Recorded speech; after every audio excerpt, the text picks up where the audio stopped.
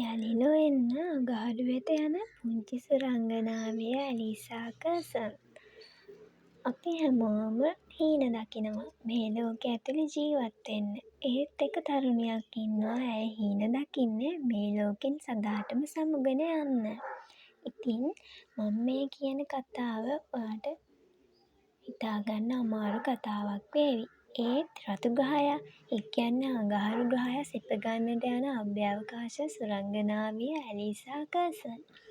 ඇය නමින් ඇලිසා කර්සන් වුවත් ඇයව හඳුන්වන අන්වර්ථ නාමය වනුයේ බ්ලූබෙරි.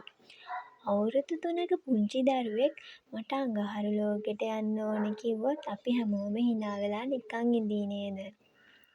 එහෙත් ඇලිසාගේ තාත්තා ඒ හීනියට ඇයට පියාපත් ලබා දුන්නා. අද වෙනකොට ඇය නාසා ආයතනයේ පුහුණුව ලබන අඟහරු වෙත යන පළමු මිනිස් මෙහෙයුමේ ප්‍රධාන අපේක්ෂිකාවයි. ඇය සතු වාර්තා නාසා අභ්‍යාවකාශ කඳවුරු 3ක්ම අවසන් කළ ලොව පළමු පුද්ගලයාද ඇයයි.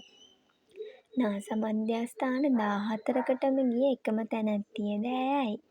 ඇය භාෂා 4ක් හැදෑරූ දක්ෂ ගුවන් නියමුවරියක්. නැවත නොඑන ගමනක්. මේ කතාවේ වඩාත් සංවේදීම කොටස මේකයි. 2030 දශකයේ ඇය අඟහරු වෙත යන්නේ නැවත පෘථිවියට නොඑන ගමනක් වෙන්න තියෙන ඉඩකඩ බොහොම වැඩියි. තමන්ගේ තාරුණ්‍ය, පවුල, විවාහය සහ පෘථිවියේ සුව පහසුව වෙනුවට ඇය තෝරා ගත්තේ මාස 7ක දුෂ්කර ගමනක් සහ පාළු රතු ග්‍රහයා මත හුදෙකලා වීමටයි. අඟහරු වෙත යාමට මාස 7ක් හෝ මාස 9ක කාලයක් අභ්‍යාවකාශ යානයක සිටීමට ඇයට සිදුවෙනවා.